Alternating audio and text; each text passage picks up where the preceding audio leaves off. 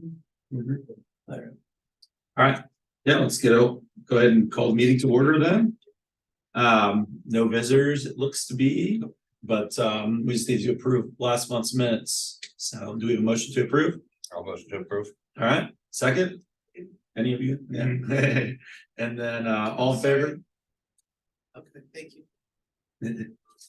All in favor of approving the minutes? Aye. Looks good. All right, minutes approved.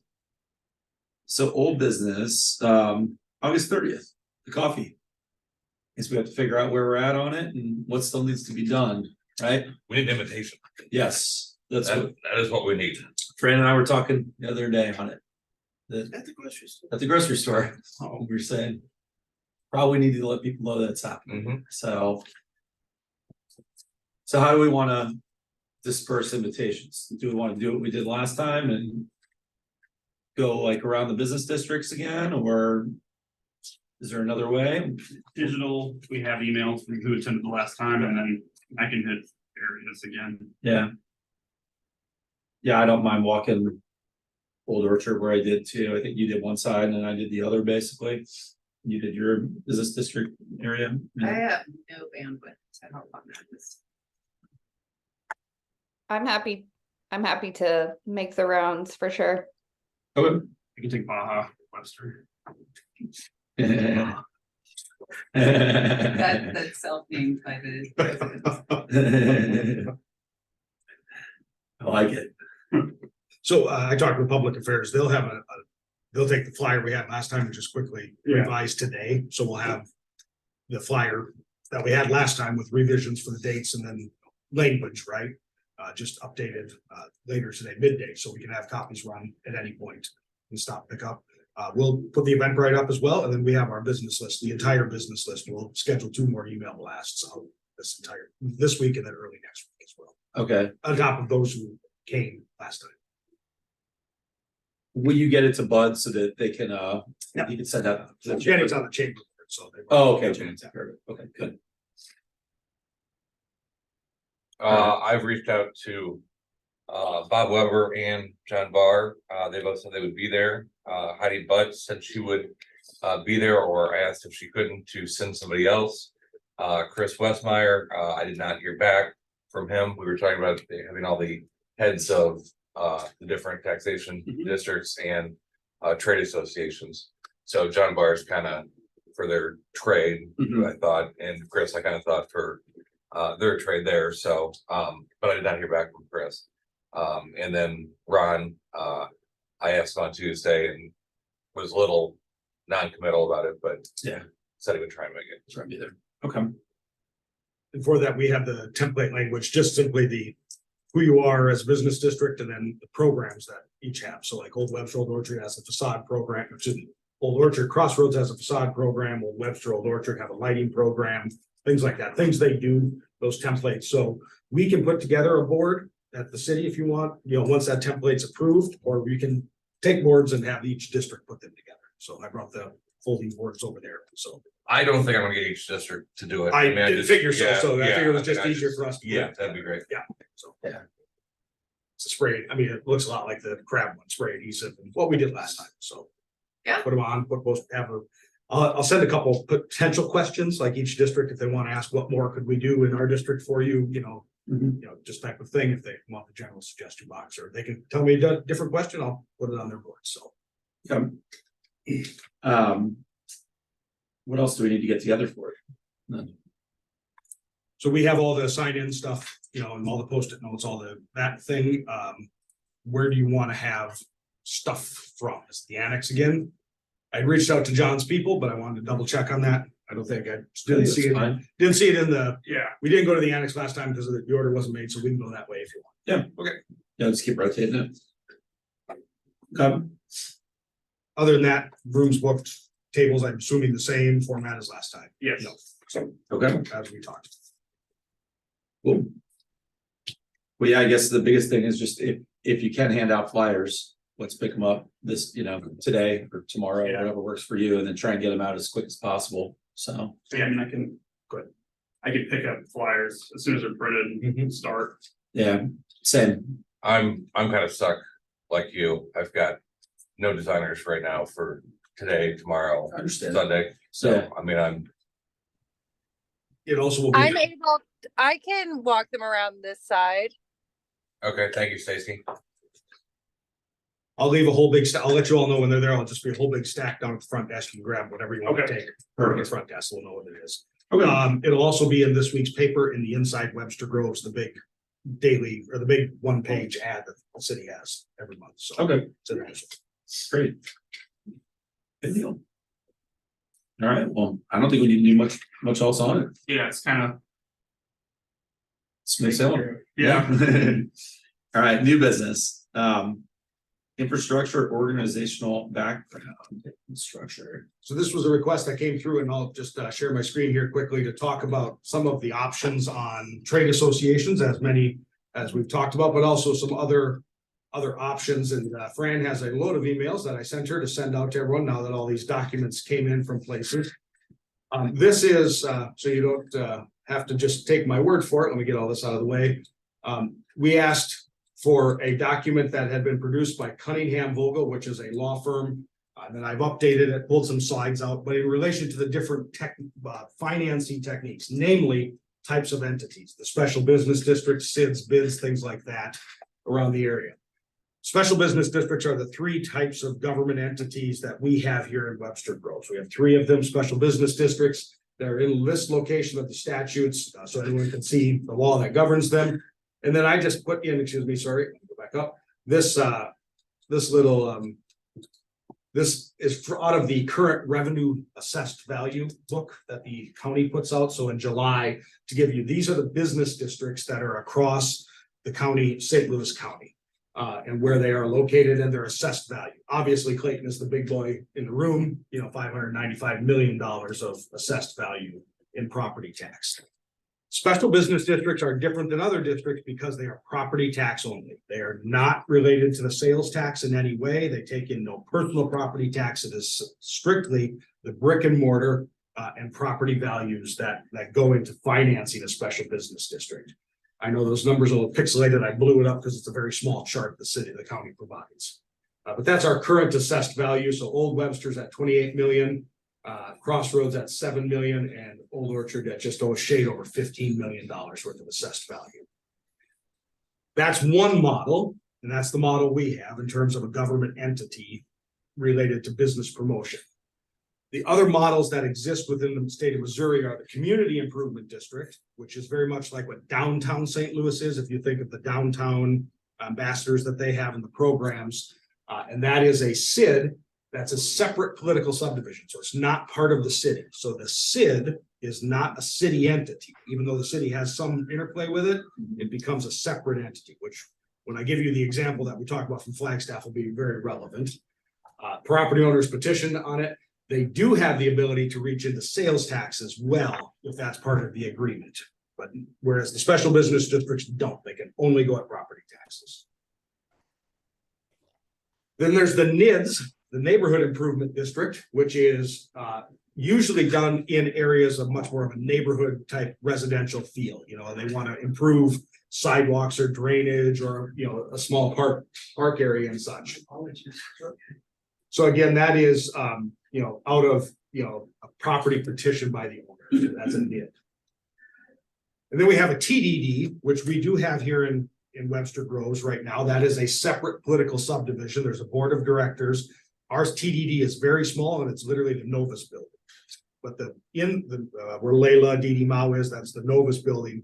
The TDD that's there gets sales tax, and there's actually a little higher sales tax that goes to that. So the city, the TID collects it, they remit it to the city under the agreement when we created that, and then we remit it right back to them. It's literally, we watch a check come in and we send a check right back out for those sales taxes. It's about $60,000 every quarter that sales tax brings in.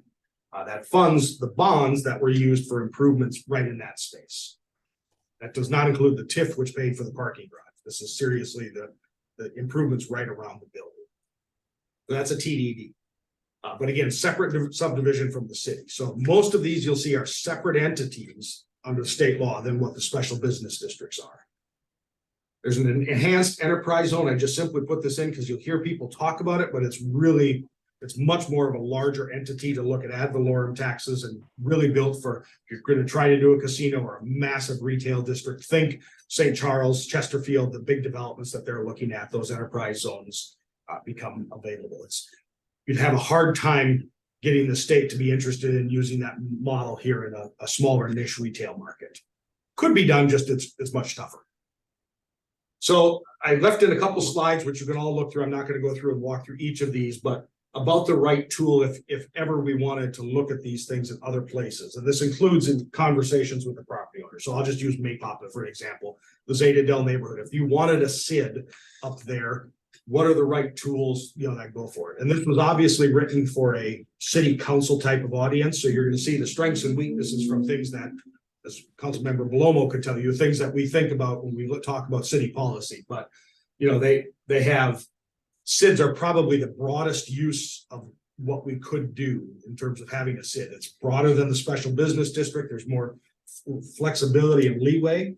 It also, from a city perspective, the improvements sometimes are distant because you don't take in enough money you have to build up a lot to be able to do those improvements. And then there's always the control and governance issues. If you read the paper about what's happening in downtown St. Louis and between the board and the city, it's prima facie example number one, really that question, like, the city wants things to move a certain way, the governance of the board moves in a different way, or the questions about scooters and things like that. So those are just some strengths and weaknesses. NIDS, it's a special assessment tool. So in the neighborhoods, if that's going to happen, it is not a separate political subdivision, but it is, obviously because it's usually much more residential. So a TDD, it's very much about transportation, so it has to be about those issues. It actually requires the court to create that subdivision. So you have to go to court and get the court order to create it. It's not something that we could just send to a vote to the people.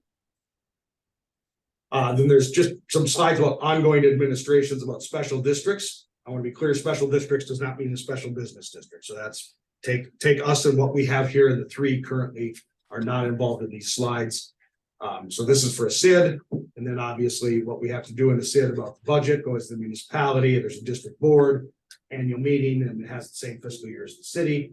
The TDD has an auditor report. There's a budget approved by the district board, which again is not the city. The TDD board is actually representatives of the Novus Corporation. All sit as the board of that subdivision. And then there are the other nonprofits and corporations. Why I left this in is in our conversation about the possibility of trade associations, larger entities, nonprofits. Really what they have to do is file a federal tax filing. I'm sure the trade association does that, and then be registered with the Missouri Secretary of State as an entity. So all that to say where I was going, and really wanted to give you an example, was from Flagstaff, and we'll provide this link, and this is a very good example. They're called a BID, a Business Improvement District. It's the same thing as a SID in Missouri, a CID. So think of it that way. Flagstaff, if you've ever been to Northern Arizona, it's a very tourist-heavy, independent town. I'm going to set tourism aside for a second. But in terms of their downtown entity, much like Old Webster, Old Orchard, Crossroads, or any other part of this town, could be they have a SID, a separate district, which is this one right there. It's called the FD Bird. It's a district. It's a political subdivision, not the city. It's a separate entity. And then they have a nonprofit, which would be like the trade association called the Downtown Business Alliance. That provides, as we've mentioned here, conversations about clean teams. So those people that go out and sweep up, certain places, clean up trash, act as ambassadors in their downtown and such. And then they have partnerships, and we'll provide the link to their website so you can see. But essentially, this district board here is a board of directors that is appointed by the city to manage the taxes that come in. And then there is a membership board here. And so that is all bound together. I know this is a lot of jumping around, but this is fundamentally, I think what you were asking about is really what do we talk about in these relationship between the city and an outside entity in these types of operations. And it's bound together by these intergovernmental agreements. The city of Flagstaff provides the basic administrative background support, revenue collection, help with their budget creation to the downtown business, but the city doesn't run the downtown business marketing, the events, doesn't run the clean team. Those aren't city employees. That's all done by that outside entity, which is both a taxing district and the nonprofit membership association. That's using what we would call the SID model. It doesn't need us to change our models. If, we obviously at some point will enter a conversation with the trade association about, an agreement between the city as it represents the special business district and the trade association. What are the roles and expectations of either party in that agreement? We subsidize from the city a chunk of the trade association's work, not all of it. There's things we're giving money. What do we expect out of giving money to the trade association? What do they expect from the city? And that'll be, we don't have an agreement. It's really just as the ball rolls right now. And so that agreement will be helpful. And then obviously if Old Orchard is fully developed, and if Crossroad develops a trade association, we'll want to do those as well. Along with anyone else we give money to sort of on a repetitive basis, right? What are the real expectations if we're creating this idea of money flowing from the public coffers year over year for a specific purpose to an outside entity? So I'm gonna stop rambling. There's a lot there, I know, but this is, I'm gonna have all these documents will go out from Fran today so you can look at it. I don't expect you to have to pull it all out of the air and have all your questions right now, but it's the ultimate reality is we're talking about if we're creating nonprofit or non-governmental entities, we can easily help create them from the city and be a part of that creation. If there is the willingness among whatever group of members to create, not members of this body, but members meaning of a geographic area or an interest group to create said entities and then partner with them, through some agreement, right, on how we do those things. So I think that was the goal of this conversation and really to give you a sense of what's available under Missouri law, which is a pretty broad scope of things. The SID is probably the most flexible and relates most to the business community, and then how the city would help partner and create those things if the changes were sought. So I have one question. Yep. So if we were to go down the road of, learning more about SID, is that something that could encompass all of Webster, or does it still have to be these little tiny nuggets geographically? A SID has to be contiguous. I have seen SIDs in Missouri that do run without touching properties down essentially what is the public street. So, I'll use Zeta Dell and Old Orchard. Let's say they would want to be a SID. You could run right down Summit, not touching the properties, but down the actual center of the street, a width of land that connects the Oh, property. like a string? A string. It's literally like a string, right? But theoretically, the city owns a load of assets, which is all the land under the streets, right? And so those properties can be put into the SID to make contiguity. So Is it, so with. If we have these different districts that are already existing, is it possible to do a SID or the city, and incorporate any area that's already in that? It seems like there may be some redundancy, or is it possible to just kind of make a SID and not have those? The answer is you can do almost anything if, and again, back to the property owners involved, right? And so getting to a full citywide SID is going to be, I think, that's a big conversation, right? Obviously, yeah. Right. So you could, and you can overlay them over the special business districts.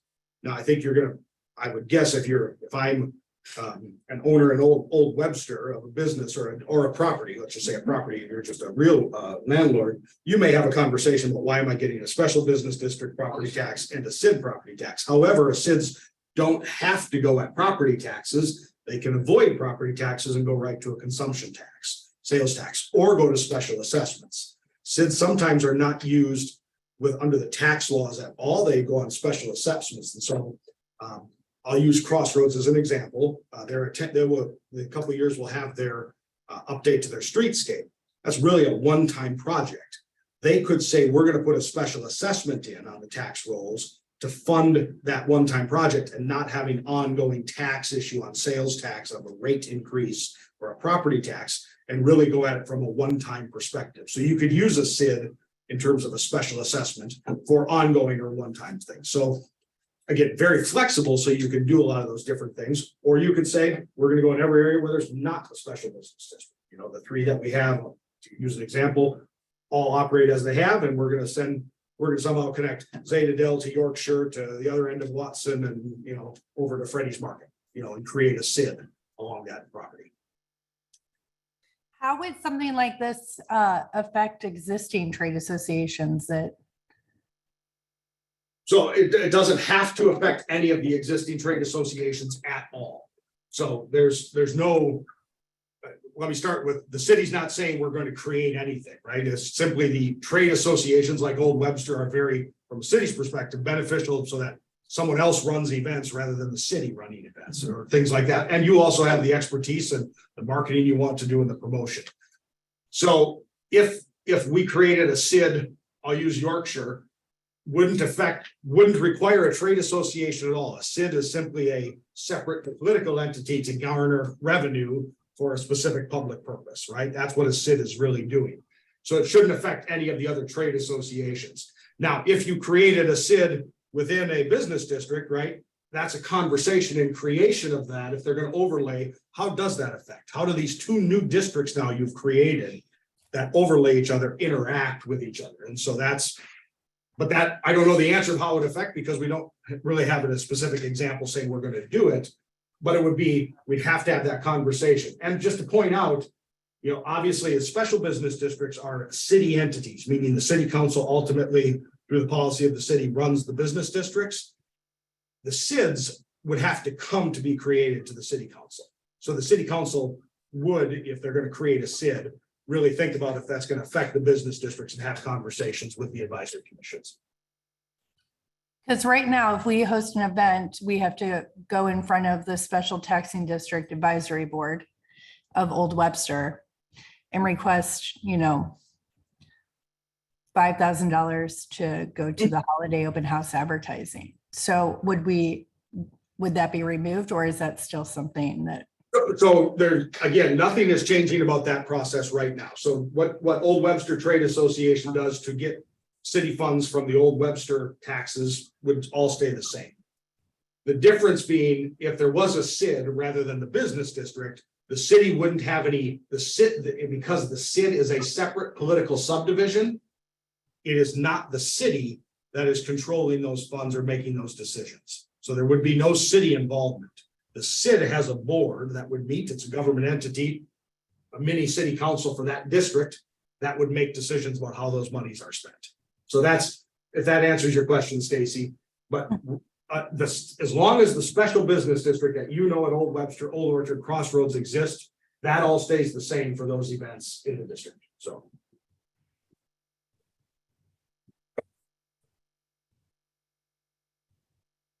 This So- model, go ahead, Stacy, go ahead. All right, so would this have to be new employees of the city or a new council created that would approve this?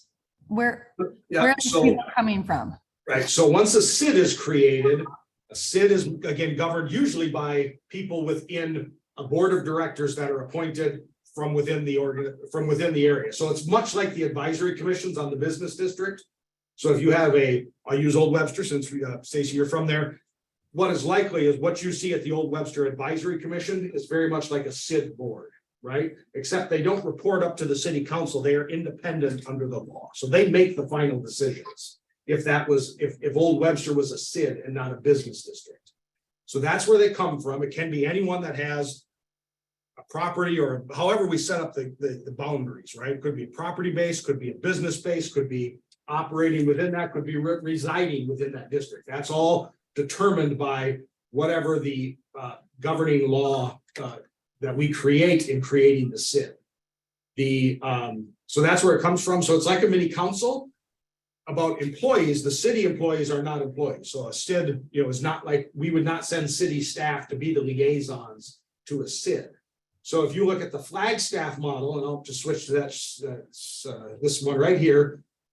A good friend of mine named Terry Medexa runs the Downtown Business Alliance, which is the equivalent of the trade association. She is the executive director of the nonprofit entity, in Flagstaff. She also, under that IGA, is the staff member to the governing district. the Flagstaff Downtown Business Improvement District here, the FD Bird.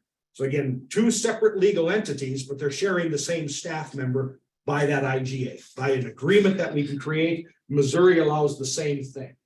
And I think as we've talked about from the city perspective, if we're going to look at staff specific for these types of areas, regions, entities, and purposes, outside of the larger city economic development push, right? I mean, outside of that, specific to Old Webster or some combination of groups, staff are better served not being city employees, but being employees of entities like this, of a trade association or of those types of organizations.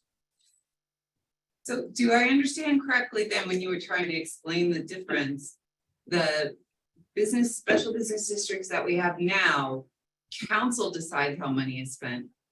If it's a SID, the businesses themselves will decide how the money is Yep. spent. So I'll just quickly go back. Yes. So the special business district law was changed in 2006. That gave exclusive power over business district expenditures and revenue decisions, how much the tax rates, to the city council, the elected governing boards. I don't know why, but that's what it is. So it's in that list of statutes I gave you. Whereas SIDS that we're talking about, the most flexible, when they say separate political subdivision, right there, separate, that means the city doesn't govern those decisions. Now, there is a requirement for SIDS to send the budget to the city and such, because oftentimes we're acting as collectors and the money flows through us, but that's not, SIDS are not something where the council says you have to do this and this is the way it is and blah, blah, blah. The city council simply takes that, the city as an entity takes the money in, sends it off without any oversight power over that fund. How do things generally start from an administrative standpoint? Because, you know, obviously the executive director needs to get paid and there's no money that comes in until it's formed and money starts coming in, right? So, right. So, So oftentimes, and so our special business districts, the rates that were elected upon years ago when they were created, but I don't even know, it was probably the 70s, I think. I'm looking at Tim too. I mean, it's been a long time we've had the business districts. We set our rates relatively low. That's no fault of anyone. It's just we're an affordable tax rate for the business districts, but you don't create enough to have a whole staff member hired for one, much or even across all three, right? Some obviously, you look at Clayton at $595 million of assessed value, they can afford right off the tax roll there to fund a staff team. Usually, and the Flagstaff's a great example. Flagstaff started in 2014. That's when this came together. Flagstaff started in that model. The taxes were set at such a rate to be able to afford at least one staff member to pull this together, right? And then in reality, the tax rates really haven't changed. So the SID rate, I'll use our language here in Missouri, the membership, by creating events and opportunities, that the membership model has really become the way they increase that revenue to afford more members. So the Downtown Business Alliance, like the trade association we have here, has many members. They have events they host that are then sponsored, right? And so I think of Movies on the Square. When I worked for the county, we sponsored Movies on the Square. They have a big square. They put up a big inflatable movie screen, free movies and such. But people pay them to sponsor that and have those events go on in that place. And so that's really where that revenue flows from. The rate generally stays consistent. It can go up, but you have to go back to the members of the geographic area to ask for that approval. But it's really you start to grow an entity, the outside entity that can do all these fun things and adds to that. I will also add that a lot of times clean ambassadors or downtown ambassadors are oftentimes people coming through the workforce development program, going through job retraining, maybe re-entering from, some sense of incarceration or such. But you get a lot of those folks who just simply need the soft skills of being able to work with people and such, or going through that training, are oftentimes those ambassadors. It's not to scare anyone away from having those programs, but you have federal supports that help pay for those employees then coming through those programs. So how do you go about this? I mean, the idea is generate more revenue, right? So how do you put together enough information to see if it's worth doing? So I think there's a fundamental, from my perspective, I don't believe I've ever heard that the three business districts want to go away or really haven't considered if they should change or not, right? I mean, so that's fine. The 3 business districts can stay, but let's just take them off the table. Let's take the 3 business districts off the table for now. And I'll use Yorkshire. It's really a conversation with the people that are there in a geographic area. Is this something that we need, some way to work together, for some sense of public improvement, whether it be infrastructure or support to market, to draw people in, right? And if we're going to pool that money together, how do we do that the best way? So the first is that demand, right? If the people within the Yorkshire development want nothing to do with getting one of these created or paying any more money into that group, there's no reason to try to unorganically shove an entity in on it, right? But if they do, if those conversations are something that they want, and I think that's sort of where we're leading as the BDC, what are the things that are needed and helpful for you in business? And we need revenue to back that up. If we need revenue more than what the city has, what are the right tools to then be able to turn that into more of a reality? So now the business districts themselves, again, they may say, you know what, hey, we like this idea. We want to be a SID and look at that model and go off of property tax and go to sales tax, right? I mean, there's a huge potential there to change, how the rates work and such, and what kind of money flows in if you leave the property tax model and go to sales tax. So that's a conversation with each of them if they want to, and with the city council. I mean, but it ultimately goes back to what geographic area or affinity group are you trying to look at? And is there some sense of consent and looking at going forward with it? And then I think continued conversation, mutual trust, mutual goal, right? Are we working towards, we just want a new streetscape so it's pretty, or are we working towards, we want an ongoing entity that will, be an economic developer and pull people in for us? So Go ahead. if the 3 business districts were interested in that conversation, and did I hear you correctly, that the council would have to approve that they could do that? The council would, if they want to create a SID, the first level in a SID is a petition from the owners. So go back to this.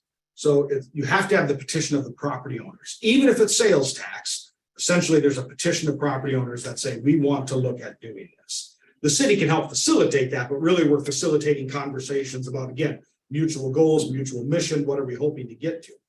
But ultimately, that petition comes to the governing body, and then under the Hancock Amendment, really also, I think, requires the vote of that district, right? This is where you get to votes of the people. So that's not explicit in the law, the Hancock Amendment, which was 80s, I think. I'm looking at Bud, sorry. It's an amendment that essentially says the government can't just implement new tax rates, including creating new districts, without the vote of the people. So even if you have 85% agreement across the property owners, just from conversations and, that you still need to go back and ask for a vote. No different than if Old Webster wanted to increase the property tax rate, we have to go ask for a vote to move the rate up. So if districts decide they want to be a part of this, are they giving up their right as a district? Well, again, that's I think there is no, you can create a SID, Old Webster, and Old Webster could have a SID that exists and still have the special business district as well, that exists. I would think logically, if you have the special business district that's property taxes, a SID would be probably sales tax based. And you could have both at the same time. You don't have to give up the business district to have a new thing added. That's if the property owners all agree, or generally, I mean, you don't have to have unanimity, but if you have enough to sink the vote, then it's a long process for not a lot of reward. So are we thinking that the money could potentially come from like a sales tax increase, or that we would get more money allocated from the pool for sales tax to pay for this? So that's a great question. I want to be just very clear. The city's not saying we need to go create a bunch of SIDs. I'm just providing how it works if people are interested. A SID does not get in the pool sales tax that we get from the county. So if you have a SID, I'll use Old Webster again, let's say the exact same boundaries as the business district, okay? If there's a sales tax SID and you say our sales tax is going to be 1/4 of a penny on every dollar we sell, in that district, that money goes from the retailer to the state right back to the SID. So there's no pool sharing in a SID. There's none of that we get the benefit from where it flows to the county and then by population gets spread. It's there's no pooling. It is strictly within that district, what we call point of sale sales tax. So it's the true dollar amount that we get. To give you all a sense, the fire sales tax at $0.25, which is a true point of sales tax in Webster Groves, is about $450,000 a year. So, when you think of a quarter of a penny, true retail not just retail, but all sales that are taxable, it's about $450,000 a year across the entire city.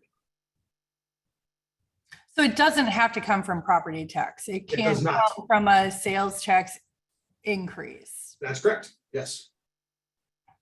Which is much like the TDD. So I'll use that and take, just not to confuse you all because we have these other models, but the Novus building. So if you're in Layla, Didi Mall, Kind Soap, you go shopping there in those businesses, you look at your sales tax there, it's a little bit higher than the sales tax just across the street in the Straub's building, that Panera, or such like that. And that's because that TDD gets that little extra sales tax bump. Is that the only special? It's the only special, yeah. And just, since we're on that topic, I'll just quickly pull up sorry, folks, and get this out of the way. I'll just quickly pull up sales tax so you can all see what our sales tax rates are. Because we are a very sales tax dependent state compared to others. And so a lot more on sales tax right there. Get this out of the way. So this is our sales tax rate in the city of Webster Groves. And so we have the state of Missouri takes just about a little over 4 cents on the dollar. St. Louis County gets 2.95. This 1% right here is what we call the pool. So when we do have the 1 cent sales tax that goes in the pool, that's what this one is right here.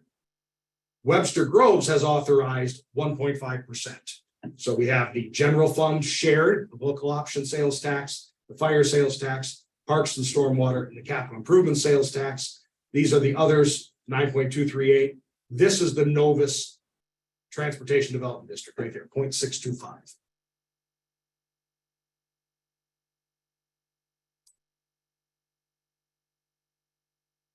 So again, this is all information for you. Julie, I know I saw you pop on earlier. I didn't know if you had a question about things I was talking about. Okay. We'll have all this, and it's not meant to say we need to go start organizing SIDs or create new NIDs. This was simply fulfilling a conversation we had about if we're going to have enough revenue to do some of the things we talk about, what are the potential tools available?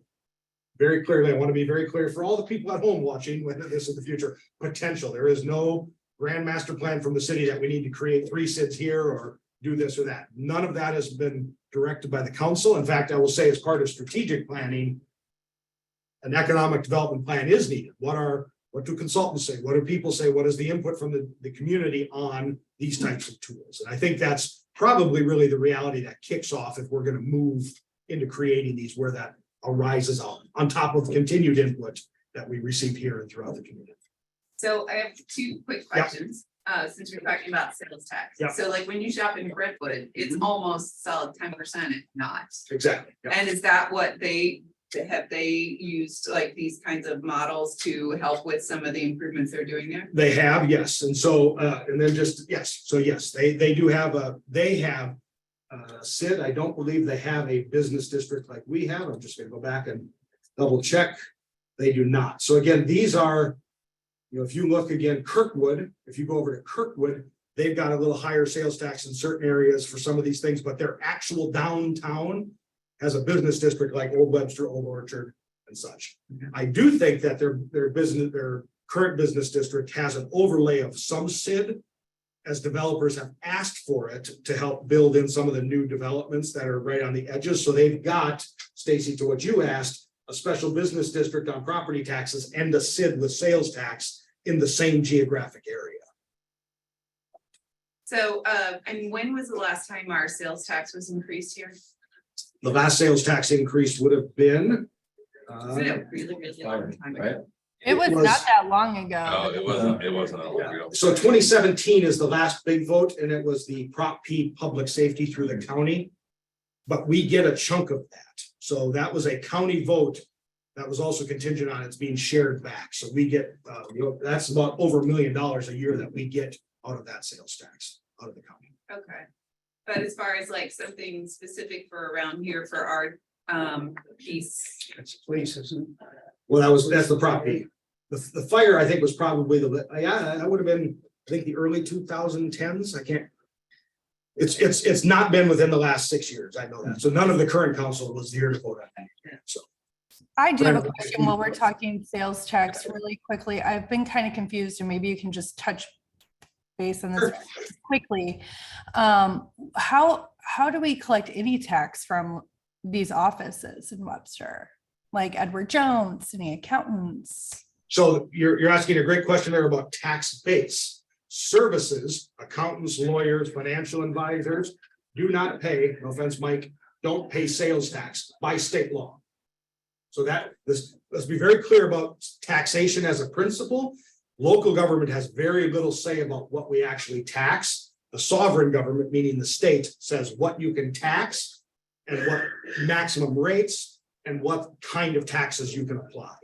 And so many of our service businesses, which we have a lot of, right? I'll use financial advisors as a great way to say it. Financial advisors do not pay a sales tax on transaction. Lawyers don't pay a sales tax. When you pay $1,000 to a lawyer to write a will, there's not sales tax on top of that. There are people in the state that have had conversations, and in fact, most states don't tax services because it's not a product, it's not a consumption of a product. But as our economy changes to more service-based industries and things, that has been a conversation at state levels about changing what's called the base, meaning what products flow into taxation to be taxed. And so, but that we as Webster Groves, while we could advocate for it, we cannot effectively say lawyers have to pay sales tax, accountants have to. Not our call to make. Not what? Not our call to make. No, it's not our call to make, Yeah. so And, decided by the state. okay, and then at-home businesses don't have to pay any taxes anymore. Or business tax. They do not pay a business license. Yes, the state has exempted so what we call home-based business. So if you're at home and you make cookies, that's a great example. Sales tax would go to cookies and sales. But if you're baking them out of your house and have all the other requisite requirements, supply the kitchen and all that, and sell them, you do not pay a business license to the city of Webster Groves. Brick and mortar still pays a business license. Again, that's the state. That is not the state. The state doesn't say, the state has preempted us. That's the word I want to use. So taxation and business licenses, while they're ultimately fundamentally you paying the city, are not, a business license is not a tax. So we're not talking about tax base. They're preempting. And the state essentially said, after COVID, home-based businesses are going to be more prevalent. We want to get rid of requirements from the cities on those businesses. So I know that's a very Oh, minor thanks for distinction. clarifying. I just was trying to figure out where we get, where it's all coming from. Okay, Exactly. All right. So just to be very clear for everyone here, the 3 business districts are on property tax only, real property tax, not the personal property tax. So fixtures inside businesses that would otherwise be taxed are not taxed for the business districts, but the business districts also get a business license surcharge. So I'll use Tim as an example. Tim pays the base business license like every other business, a brick and mortar business in Webster Groves, and pays a little more in business license that goes to the business district fund. So those are the 2 things that flow into the business districts that we have now. Do we get anything from property tax or no? Yes. So you get property tax, real property tax, the land and the building improvement. But not that's business the- property tax. We don't Not get. personal property tax, yeah, but you do, so I'll just pull that back up here real quick. So the current 3 districts, you can see here, I'll just highlight Old Webster. You have 3.5 million in residential property within the boundaries of the district. And then 25 million of commercial property within the boundaries of the district. You may say, where's the residential? Where did that come in? Well, there have been developments of what was commercial or new buildings being built within the property tax boundaries that are now residential properties. Crossroads, when we created Crossroads, we very clearly set the boundaries so there would be no residential properties, and there hasn't been any development that has moved to residential or a mixed use property. That's where a lot of that comes in, where you've got shops on the first floor, apartments on the second. None of that has moved in, so. This is one of the neatest discussions we've had. It's very informative. Thank you. You're welcome. And if you have other questions, I'm more than happy to answer them in the future, so feel free to, if you, what's this mean? How did this community do this? You know, I drove to Alabama and I saw this cool thing, how did they get it done? We're happy to look at it and give you answers on. Almost every state has some model of this, they call it different things, but it's fundamentally how cities have been able to move forward on marketing and business promotion and infrastructure in a way that isn't the normal city operation where, you know, it's public works doing something. Do you have an example off the top of your head? You might not, of like something similar in like size to us that has the ID? Do you know what I mean? Like. Top of my head, I don't, Yeah. but there are within the county, so I can even pull up within the county. I'll get that information. Just, you know, so we Yep. could kind of check out and see how they're using their Yeah. funds. Absolutely. So, cool. And then I think, you know, the city has looked at, just briefly, when we talk about downtowns, we obviously are not, I mentioned this before, we're not Kirkwood, we're not Clayton, we didn't grow off of one downtown. We have, you know, we're an amalgamation of different communities and retail districts. And so we're a little different that way. However, we are likely looking at the International Downtown Association. There's literally an association of people who deal in things like Stacy, you deal with, and the trade association, Tim, you as well. You know, how do we support these retail centers or restaurant centers and areas and public investment? We're really, I think, you know, I was a member of that in Coconino County where I worked in relation to Flagstaff. It's a good entity to be a part of. And so we're looking at potentially joining that, and then the conversations about who are the right people to help engage us in, you know, how do we, if we're going to do some of this, and that's an if, very clear if people want to, you know, what are the right resources that we need to bring to bear to help sort of foster a good start to this, start It's a strong. good model. Exactly, yeah. Cool.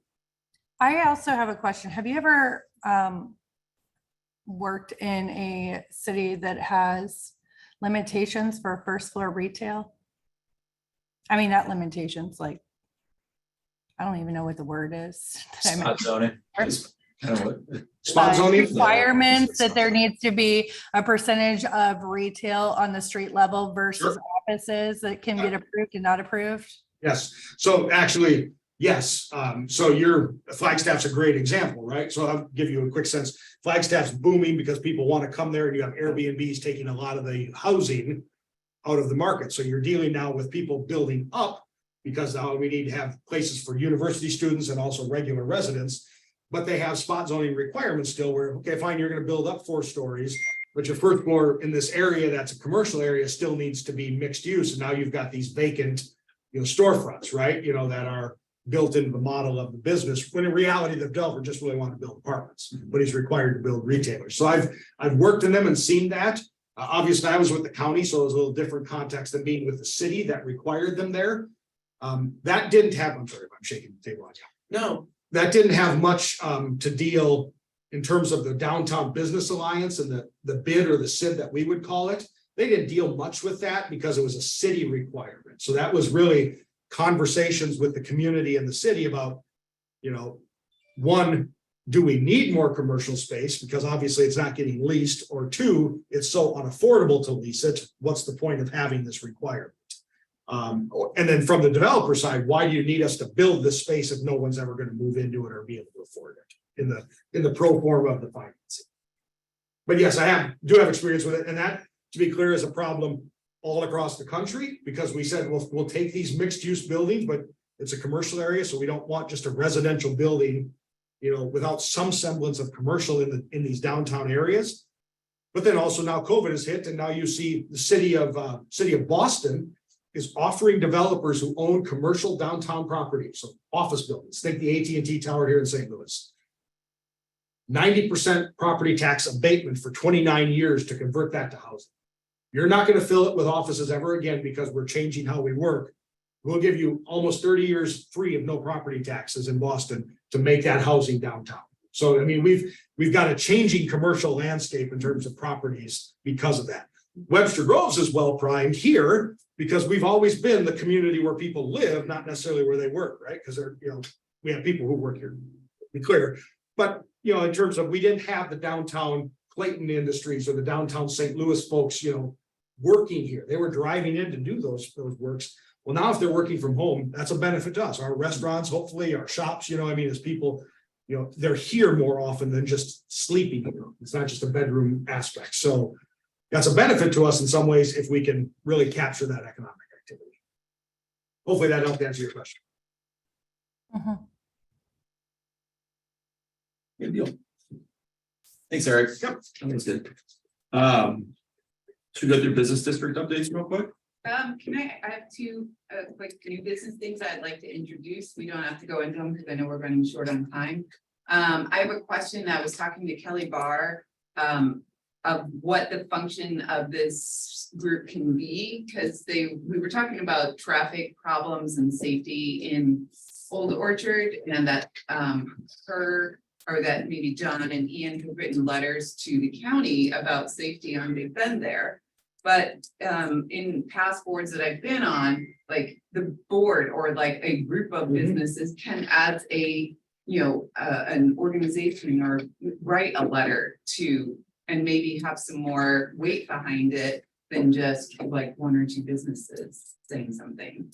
And so I didn't know if that is Yes. an appropriate function of this. Totally appropriate, and so to that point in Old Orchard, the county has a road diet plan there, obviously, they're shrinking the road base.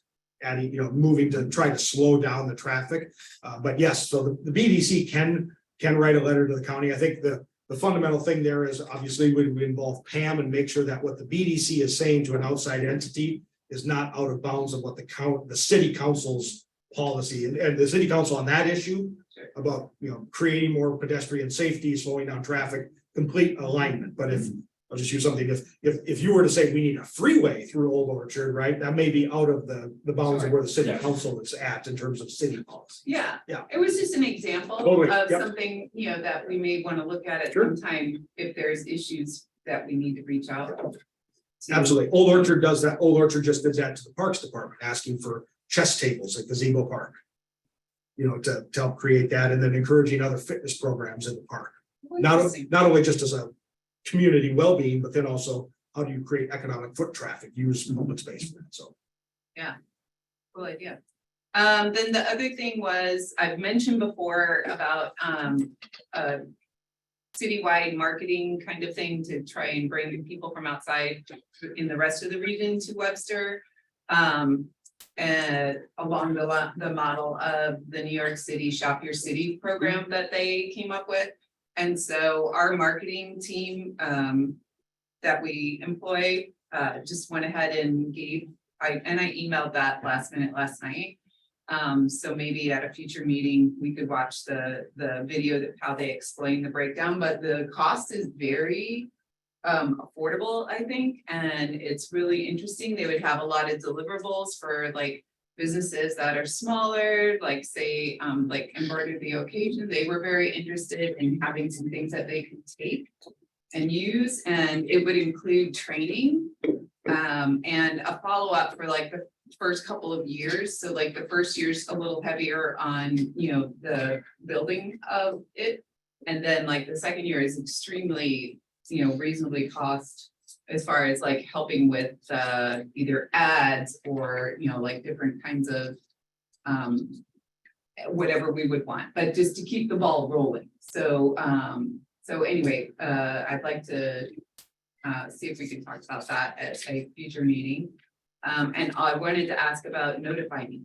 Yeah, so when we go back real quick to marketing, thing I parked on the side about Flagstaff, and I just want to be clear. So what you're talking about is absolutely business marketing, shop local stuff, right? Totally understand. I don't think the city, in terms of tourism marketing, most cities that you see do tourism marketing have an extra tourism tax to pay for that. Okay, so there's, just so you all understand, when the city's looking at tourism marketing, and oftentimes it's not even the city. If Fran and I deal with Explore St. Louis a lot, that has an extra tax essentially on hotels. That's their big funding source to pay for marketing St. Louis as a region. So I just want to make that distinction about what kind of marketing we're talking about. In terms of Notify Me, we are in the final stages of Notify Me. I would hope to have it done today, but Public Works is defining the neighborhood zones. Essentially, so I will just pull up here real quickly. Sorry. This is the traffic update. Exactly, yep. So let me see if I can find Notify Me if we've got it here. I want to be notified. We may not have it up there yet. Sorry. So essentially, folks, I'm scrolling here on the website. We didn't have the draft up, but essentially, we're gonna have probably 12 to 13 neighborhood areas across the city. General boundaries, and so some of them aren't gonna feel real natural, but they're just where they are. So that anyone can sign up, and again, if I'm Missouri American Water and I come in and pull a permit to rip up Rock Hill Road, right? That the people in that affected district are gonna get the notice that the permit's pulled and when the anticipated day of work is. Now, again, back to the fundamental problem. Those darn permits by law are so long, they're almost 2 years around. I mean, they can push that work around. So as we get the information, we'll update those notices, but some of it's not gonna be like, it's gonna be tomorrow. Ameren's been really good with us about letting us know. You know, if they're gonna do something in recent months, but you know, Missouri American Water could rip up the road tomorrow, or they could wait a year, so. And we have some openings, as Tim knows, you know, in front of McCoggin and Burr, we have a hole that's got a steel plate covering it. And we can't get the contractor to tell us why, and you know, but they have a permit, so we can't say. You have to finish it, right? I mean, they've got under law a certain amount of time, so. Okay. So we will have that next month. Public Works is defining those the final boundaries for their. And why that's important is all those openings and closures and such are really their entity, so they know sort of really matches with the snow boundaries, if you remember, but you know, snow routes of where those districts are. So they're defining that so that we can have it all launched. Okay, so, but it won't be ready for the coffee next week. It won't be ready for the coffee as like it's coming, but it's not ready to sign. So mostly because we have all those boundary, those areas, and they would be signing up, and then we'd have to go back to them and say, which area do you want to be in? Or they can be in all of them if they want, collect all. Okay. Cool. Business district updates from between the last meeting and now. Julia, we didn't meet at Crossroads, so you're off the hook.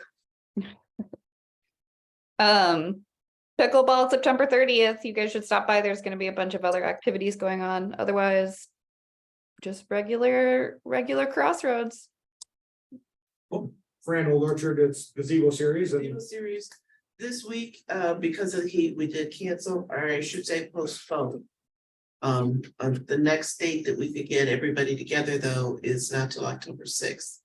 So there's an opportunity to do a fall thing, but yeah, the Broken Hipsters, and that kind of the name kind of gives you an idea of the age of the performers. We're this and geriatric 30-year-olds or what here? and a lot of the people that come to see them are also, and it was just, yeah, not gonna be a good time, so it's kind of postponed. Push back a little bit. Makes sense. So. Now, last week was the kickoff. We did something new. We had, I don't know if you've ever heard of Babaloo or Babaloo.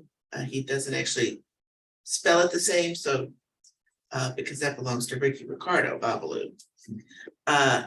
We had probably about 150 kids come and participate, and they just went nuts. I mean, we literally had them running. It's like we gave them sugar. I mean, but we didn't. And it was mostly littles, which is who his target audience. So it was kind of a good experiment. At least the people that were there had positive feedback. I like the idea of making them kind of multi-generational. That's what we were trying to do. Series, Well, yeah. in the past, some time ago, it was movies also after the performance. But to pay for the movies got so expensive. But a lot of them were families with lots of little kids, and they really missed that. So this was just an experiment, but it seemed to go well. Sounds like, yeah. And then December 8th, date 6th, holiday, October, the events? yes. December 2nd. December 2nd will be Yes. their tree lighting, which Old Orchard's expanding into sort of a holiday stroll shopping day. So working on some promotion and work around. Okay, Trying to do some creative things. cool. Then we have Old Webster. Sam, anything in Old Webster? No, Summertime, same old. yep, What about city updates?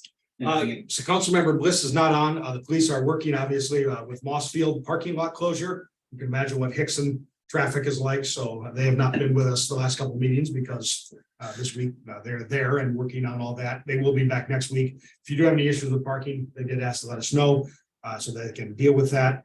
We did work on some parking issues at Old Orchard in it's a city lot at Cyrano's, the DeSoto building there.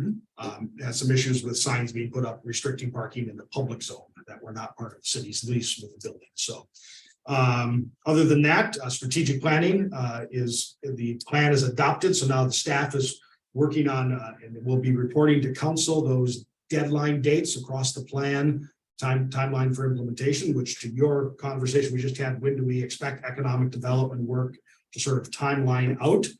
Will be mid-September. So I'll have that update for you on what the council approves probably back at our next meeting, sort of a sense of over the next 3 to 5 years, what's the timeline of planning, consultant work and add-ons.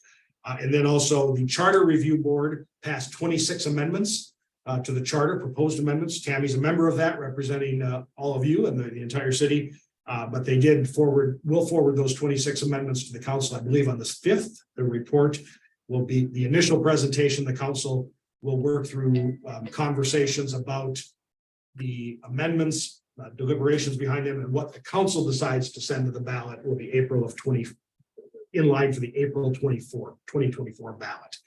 So again, the charter amendments, I just want to be very clear, the 26, when you see them, they are not final. They are a recommendation from the charter board. The city council has to act on them to put them on the ballot. City council doesn't have to do what the charter board gave them. They're simply recommendations flowing up. I just want to make sure everyone's aware. I know some folks are.